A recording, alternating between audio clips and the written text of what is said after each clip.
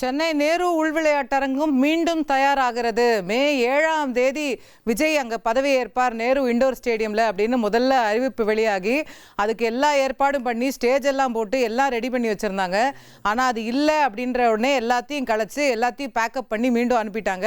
இப்போ விஜய் அவர்கள் மெஜாரிட்டியோடு ஆளுநரை சந்தித்து கொண்டிருக்கக்கூடிய இந்த வேளையில் மீண்டும் அங்கே சுத்தம் செய்யும் பணி தொடங்கி இருக்கு பாருங்க.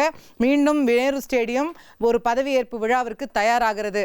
எப்போது அந்த பதவியேற்பு, எத்தனை மணிக்கு, எந்த நாள், எந்த நொடி அப்படிங்கிறதுக்காக தான் தமிழக வெற்றி கழக அவங்களுடைய கட்சி தொண்டர்கள் அனைவரும் காத்திருப்பாங்க. விஜய் அவர்களுடைய ஆதரவாளர்கள் அனைவரும் காத்திருப்பாங்க. மீண்டும் நேரு ஸ்டேடியம் தயாராகிறது. நம்முடைய செய்தியாளர் சாலமன் கூடுதல் விவரங்களோடு இணைகின்றார். சாலமன், அங்க இருக்கிற நிலவரம் என்ன இப்ப சொல்லுங்க? பாதுகாப்பு வளையத்துக்குள்ள காவல்துறை கொண்டு வந்துட்டாங்களா?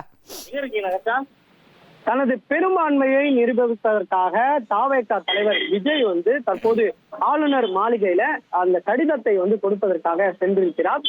குறிப்பாக இதனால மெஜாரிட்டியை அவர் காண்பித்தால் அடுத்த கட்டமாக அவர் முதல்வர் பதவியேற்பு நிகழ்வானது ஆளுநர் மூலமாக நடைபெற வாய்ப்பிருக்கிறது. அதனால ஏற்கனவே ரத்து செய்யப்பட்ட இந்த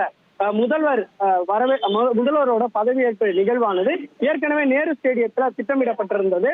அதன் பின்னர் அவர் பெரும்பான்மையை காண்பிக்காததால் அது நிறுத்தி வைக்கப்பட்டது. குறிப்பாக ஏற்கனவே நேரு ஸ்டேடியத்துல அது முதல்வர் பதவியேற்பு நிகழ்வுக்காக அனைத்து ஸ்டேஜையும் அதே போன்று சுத்தம் செய்யக்கூடிய பணிகளும் புதுசாக பெயிண்ட் அடிக்கக்கூடிய நிகழ்வுகள் என அனைவருமே நடந்தது. குறிப்பாக 5000 பேருக்கு மட்டுமே அனுமதி என்ற முறையில நாற்காலிகள் அனைத்துமே அமைக்கப்பட்டிருந்த நிலையில விஜயால பெரும்பான்மையை நிறுத்த முடியாததால பணிகளானது பாதியிலேயே நிறுத்தி வைக்கப்பட்டது.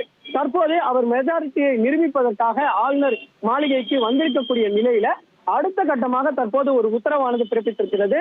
ஏற்கனவே நிறுத்தி வைக்கின்ற இந்த முதல்வர் பதவியேற்பு நிகழ்வுக்கான பணிகளை தற்போது துவங்குமாறு ஒரு உத்தரவானது பிறப்பிக்கப்பட்டிருக்கிறது. ஏற்கனவே மாநகராட்சி அதிகாரிகள் சுமார் 100க்கும் மேற்பட்டவர் அங்கு பார்வையிட்டு ஆய்வு செய்து எவ்வாறு பணிகள் மேற்கொள்ள வேண்டும், தாவேகா தலைவர் விஜய் எதன் வழியாக உள்ளே வருவார், 5000 நபர்கள் யார் யாரெல்லாம் பங்கேற்கிறார்கள் என்பது தொடர்பான பாசையும் வழங்க திட்டமிட்டிருக்கிறார்கள். தற்போது முதற்கட்ட பணிகளானது அங்கு துவங்கி நடைபெற்று வருகிறது. ஏற்கனவே 60% பணிகள் அங்கு நிறைவடைந்திருக்கக்கூடிய நிலையில 40% பணிகளை நிறைவு செய்வதற்கான பணியில மாநகராட்சி மற்றும் துப்புரவு பணியாளர்கள் தீவிரமாக ஈடுபட்டு வருகின்றனர்.